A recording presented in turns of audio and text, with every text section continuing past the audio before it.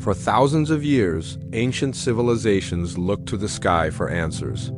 And at the center of this celestial world stood one figure, a ruler so powerful, so divine, that he was believed to command the heavens themselves. His name was Anu, but today almost no one knows him. His temples crumble in silence, his myths are fragmented, and his legacy is buried beneath layers of time. Tonight, we uncover the truth behind the sky God the world forgot. Why did one of the most important gods of the ancient world, King Anu, vanish from history? We're diving into lost records, erased inscriptions, and archaeological clues to solve one of humanity's greatest forgotten mysteries. What really happened to the sky ruler who once shaped early civilization, and why was his story hidden? There was a time in the earliest chapters of human civilization when the name Anu echoed across temples, rituals, and royal ceremonies. He wasn't just a divine figure. He was the ultimate authority, the ruler of the heavens, the one who determined the fate of kings and kingdoms. In the ancient world of Mesopotamia, power flowed from the sky, and Anu was believed to be the very being who controlled it. Yet today, when you ask people about the great gods or forgotten kings of the ancient world, very few can tell you who Anu was. It's almost as if an entire god, an entire ruler, an entire chapter of early history has been swallowed by time. And the biggest mystery is this: how does a figure so central, so foundational, simply vanish? When we examine early Sumerian tablets, Anu appears again and again as the highest authority. Priests invoked him during coronations. Kings claimed their rule was granted by him. Entire temples were built in his honor. In some cities, no decision of importance was made without an appeal to Anu's will. This wasn't a minor deity. This was the cosmic judge, the god who stood at the top of a hierarchy that shaped one of the world's first civilizations. But as we move forward through history, something strange begins to happen. Mentions of Anu become fewer, his symbols fade, his temples crumble. Other gods rise to prominence, replacing him in rituals and myths. It's as if someone slowly dimmed the spotlight on the sky god until he disappeared into the shadows. What makes this disappearance so puzzling is the absence of a clear reason. Usually when gods decline in popularity, we can trace it to political changes, cultural shifts, or invasions that brought new belief systems. But with Anu, the silence is eerie. There is no grand event recorded, no conflict, no dramatic shift. It's almost like a quiet erasure, a slow fading that happened behind closed doors, in the hands of scribes and priests who carefully rewrote the world's earliest stories. The question is, why? What would make ancient civilizations intentionally bury the memory of a god they once worshipped as supreme? Some historians argue that the answer lies in power struggles within the priesthood. As new cities rose and competing gods gained influence, Anu's dominance may have become a threat. Priests dedicated to other gods could have sought greater authority, and diminishing Anu's role allowed them to elevate their own deities. Others suggest the disappearance was a political strategy. As empires shifted and new rulers emerged, aligning themselves with more popular or regionally powerful gods gave them legitimacy. Anu, distant and skybound, may have been too abstract for rulers who wanted a more personal divine connection. So, over generations, his name may have been pushed aside in favor of gods with stronger cult followings. But there's another theory, one far more mysterious. Some researchers believe Anu's disappearance is tied to a deeper confusion, the merging of a divine figure with a historical one. Certain ancient tablets reference not only a god named Anu, but also a legendary king who bore the same name. If this king's actions or beliefs fell out of favor, or if rival dynasties wished to erase his memory, the easiest way would be to erase all references connected to the name. And in doing so, the god Anu would fade as well. This makes the puzzle even more complicated. Are we looking at the disappearance of a god, a king, or an entire intertwined legacy? The deeper we dig into this mystery, the more one thing becomes clear. Anu's disappearance wasn't a natural fading of belief. Something happened. Something that shifted the course of early religious history and reshaped the divine hierarchy of the ancient world. His temples didn't just crumble. They were abandoned. His symbols didn't just lose meaning. They stopped being carved. His stories didn't evolve, they went silent.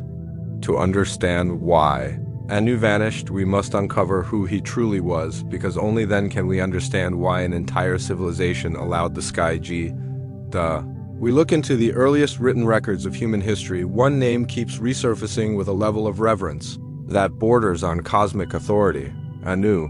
But unlike other gods whose stories were written in bold, dramatic tales, Anu appears in fragment centuries on clay tablets, ceremonial hymns, royal inscriptions, and broken mythological lines that scholars still struggle to piece together. What makes these texts so fascinating is that they do not simply describe a god.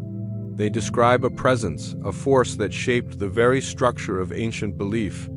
And yet, the deeper we go into these ancient writings, the stranger the story becomes, because the Anu we think we know is only half complete.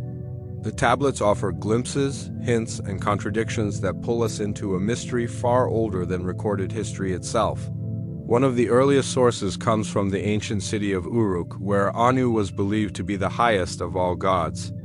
In the oldest cuneiform texts, his name is written simply as An, meaning sky, heaven, or that which is above. He isn't given a form, a personality, or human traits the way many later gods were. Instead, he is portrayed as the ultimate authority, distant yet supreme. In these writings, Anu's word is described as final, unchallenged, a divine decree that shaped earthly kingship and cosmic order. But these same tablets also contain hints of rituals, of grand ceremonies dedicated to Anu, ceremonies that seem to have vanished long before later civilizations recorded their myths. It's as though the earliest writers were describing a legacy already fading. As we move forward through time, more detailed references appear in Sumerian and Akkadian myths. Texts like the Enuma Elish mention Anu as part of the divine hierarchy, but something feels off. He is there, yet not fully present. He holds authority, yet rarely acts. It is almost as if the scribes are trying to preserve his name while simultaneously shifting the narrative toward other gods. Some tablets even describe Anu handing over power or withdrawing from divine affairs, raising the question, were these myths reflecting real changes in religious power structures? Were priests attempting to reshape divine history in real time? Another layer of mystery unfolds when we examine royal inscriptions. Certain kings claim to be chosen by Anu or blessed by him at birth, suggesting that his name held political weight. But in these same inscriptions, we find inconsistencies. Some kings refer to themselves as servants of Anu, while others speak of him as if he were a distant ancestor or even a human ruler from the past. This overlap between deity and historical figure becomes even more puzzling in later texts, where Anu is occasionally mentioned in genealogies of kings, something unheard of for purely divine beings. It raises the question, did ancient scribes merge the stories of a powerful king with the mythology of a sky god, creating a hybrid figure whose identity blurred over time?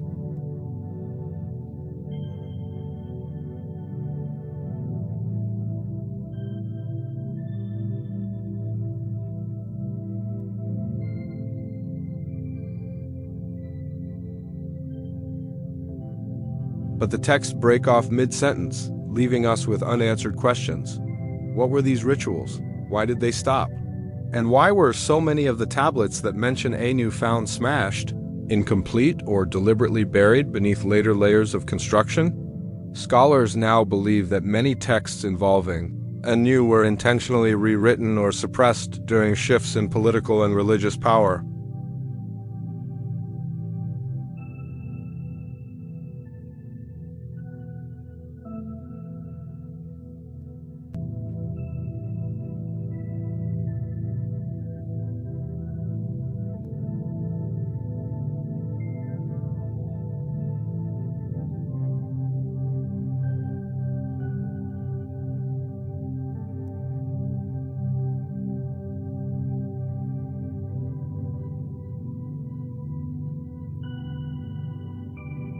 They preserved just enough to acknowledge his existence, but erased enough to ensure we would never truly know the full story behind the lost Sky King. When we dive into the ancient records that mention the name Anu, a strange pattern begins to emerge. In some texts, Anu stands tall as the supreme sky god, the celestial ruler who commands the heavens. But in others, we see a very different figure, someone described not as a deity, but as an actual king, a mortal ruler who walked the earth thousands of years ago. And this overlap isn't a coincidence. It is one of the greatest historical puzzles surrounding Anu, the confusion between a divine being and a potentially real human monarch. This confusion is so deep, so widespread, that modern historians still struggle to figure out where mythology ends and where historical memory begins.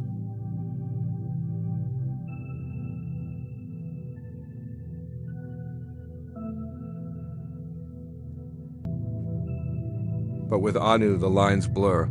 Some tablets place him at the head of a divine council, while others mention him as an early king of the city of Kish. In one myth, Anu creates order in the cosmos, while another describes a ruler named Anu who establishes laws and builds early settlements. The question becomes unavoidable. How did the same name come to represent two seemingly different figures? One theory suggests that the earliest cultures often merged powerful leaders with divine symbolism. A king who accomplished extraordinary feats could easily be elevated to godlike status after death. Over time, stories of a legendary ruler could blend with myths of a sky deity who shared the same name. And once these stories mixed, separating fact from fiction became nearly impossible. This wouldn't be the first time a mortal ruler turned into a divine figure in ancient traditions. But Anu's case is unique because it happened so early at the dawn of recorded civilization. But there's another possibility, one even more intriguing. Some scholars argue that the confusion wasn't accidental. It might have been deliberately created. Ancient rulers often sought legitimacy by connecting their bloodline to divine beings. If a king claimed descent from the sky god Anu, or even shared his name, it gave him enormous political and spiritual authority. Over generations, scribes loyal to certain dynasties may have rewritten genealogies, merging the deity and the king to strengthen a ruler's claim to the throne. If that happened, then the dual identity of Anu wasn't a mistake. It was a strategic move, a tool of power.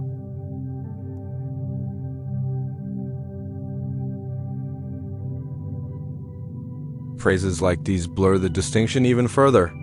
Are they describing a divine king of heaven or an ancestral monarch who founded the earliest kingdoms? The lack of clear differentiation suggests that by the time later civilizations recorded these traditions, they themselves were unsure which Anu their ancestors had originally worshipped or honored. The identity of Anu became a layered memory, part cosmic, part historical, and part political. This confusion also explains why Anu's legacy became so fragile.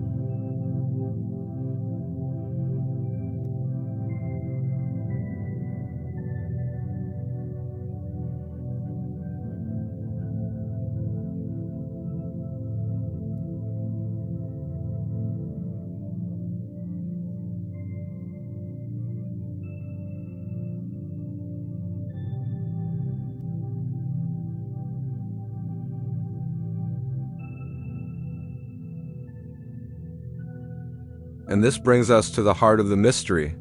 The disappearance of Anu from later mainstream history might not be due to a single event, but to centuries of overlapping confusion. Texts referencing a god were mixed with texts referencing a king. Myths evolved faster than historical memory could be preserved.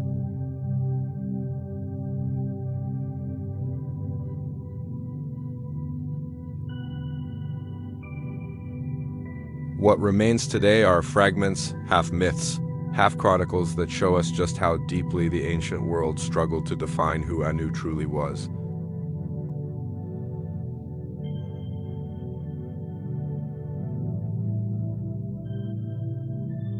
Across the ancient landscape of Mesopotamia, scattered beneath layers of earth and forgotten ruins, lie traces of structures that once reached toward the heavens, temples, altars, and ceremonial platforms believed to be dedicated to the sky god Anu.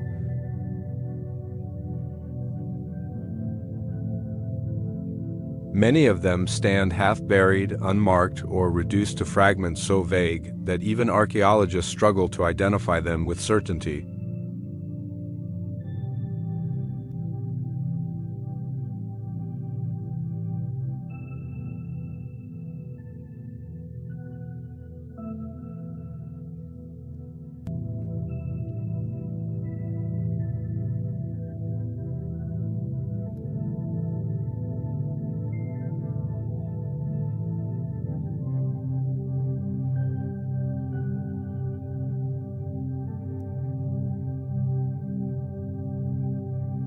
The foundations are massive, the layout strikingly sophisticated, and some of the remaining walls appear oriented toward specific celestial events.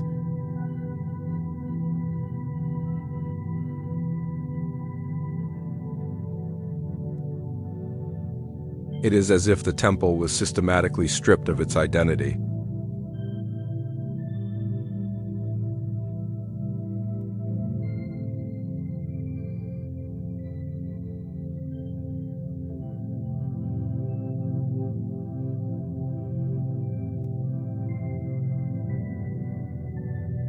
Yet the names and dedications that should accompany such places missing, either eroded away or never inscribed in the first place.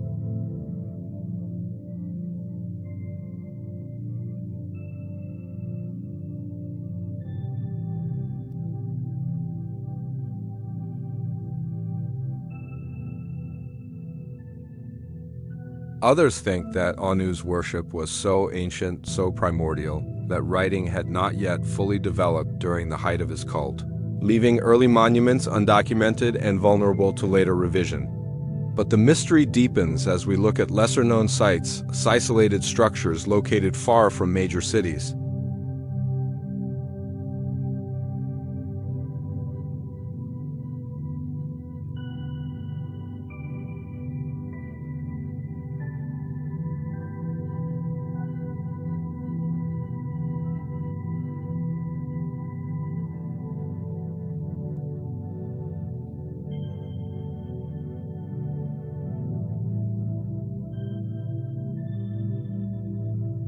It's as though the memory of their purpose evaporated long before the structures themselves collapsed. Ancient legends add another layer of intrigue. Some texts describe high places or mountain temples where rituals to honor the sky were performed. These descriptions do not always specify Anu by name, but the wording closely matches the kind of worship associated with him.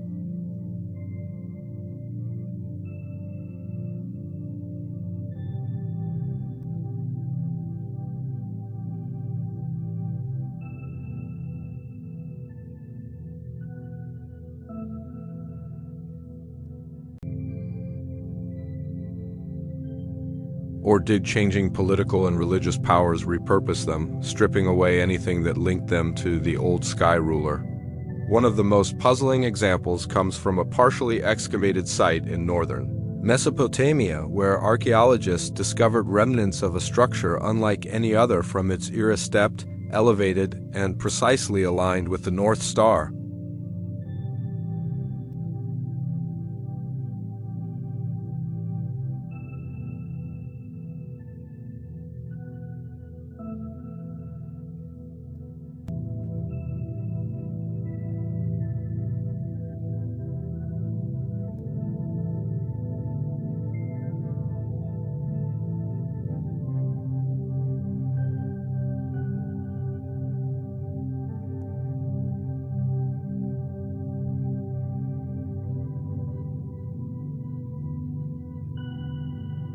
They hold fragments of a story that has been buried, altered, or erased, leaving us to wonder how such monumental structures could fall into obscurity while those of other gods endured.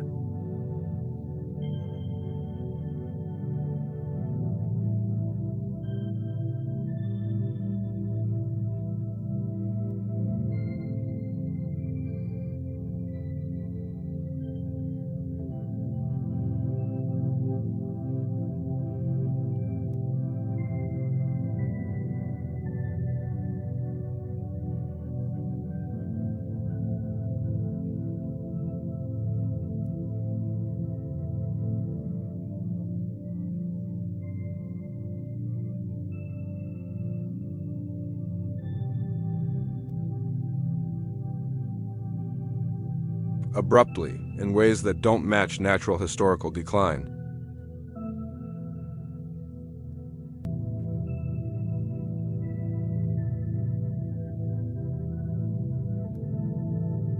The first sign of something unnatural comes from the ancient literary record.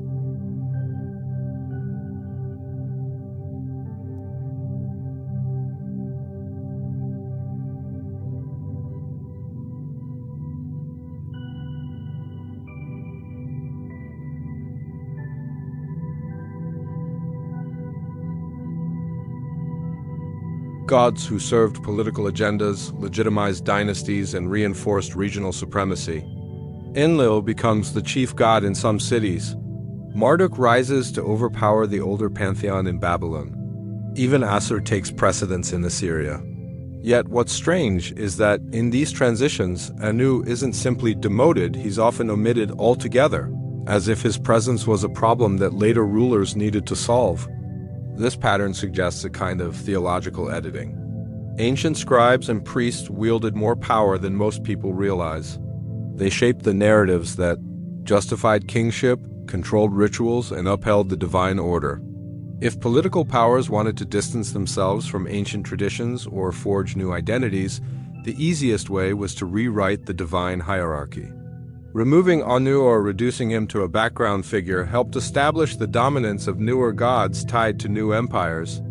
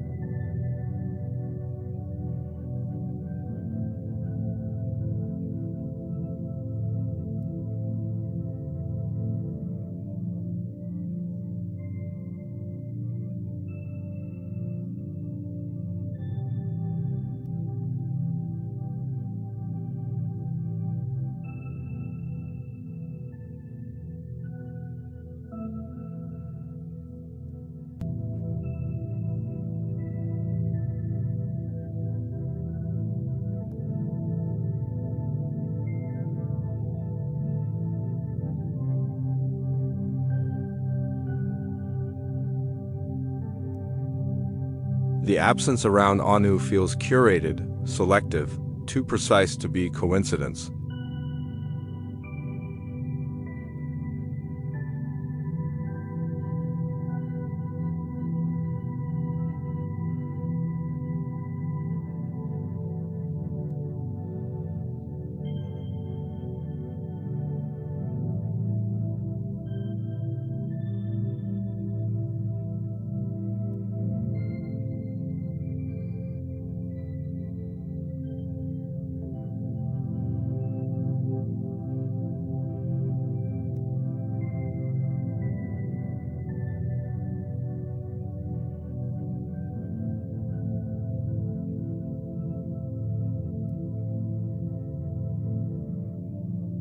A reshaping of history so powerful that a god once considered supreme could be pushed into near oblivion.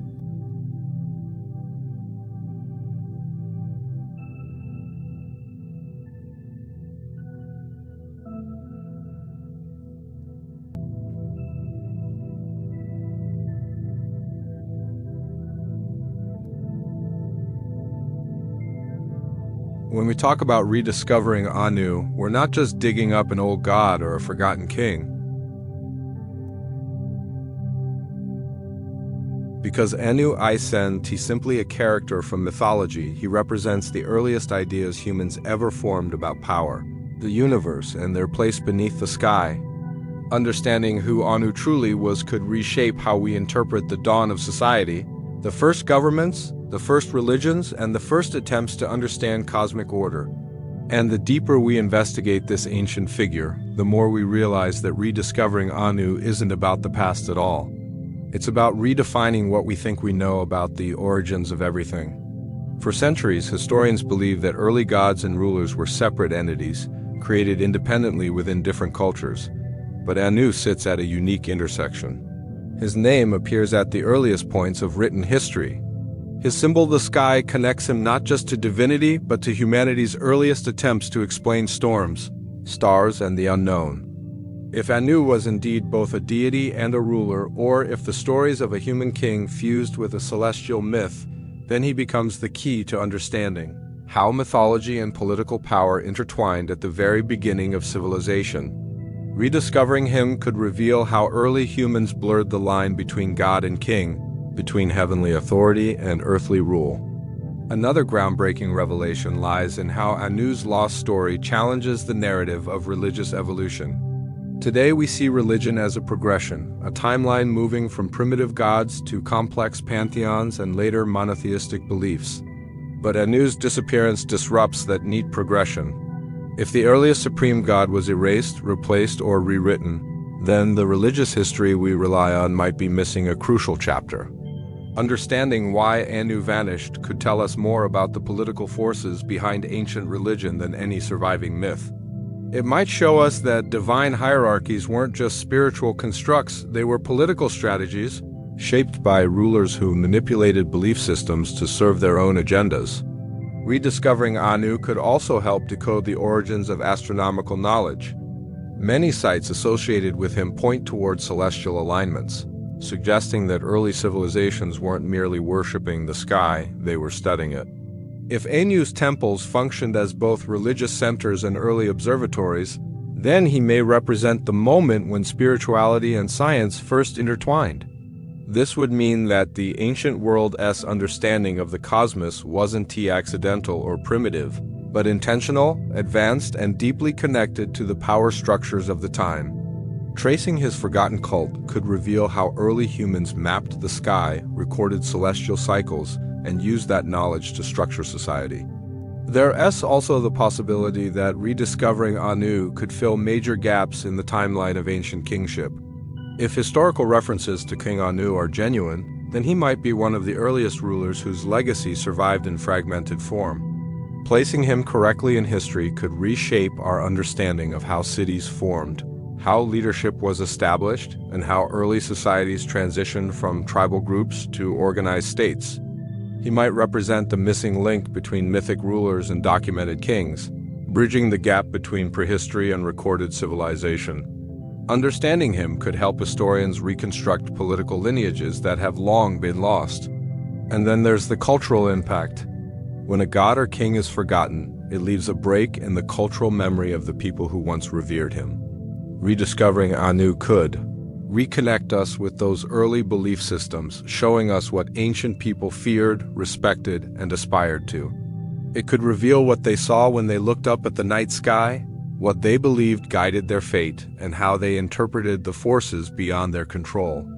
Every fragment of Anu's story adds a piece to the puzzle of human thought at its earliest stages. The more we uncover, the clearer it becomes that Anu's disappearance wasn't just a historical event, it was a turning point. And rediscovering him today isn't merely archaeology or mythology. It's uncovering the earliest blueprint of how humans understood power, the heavens, and themselves.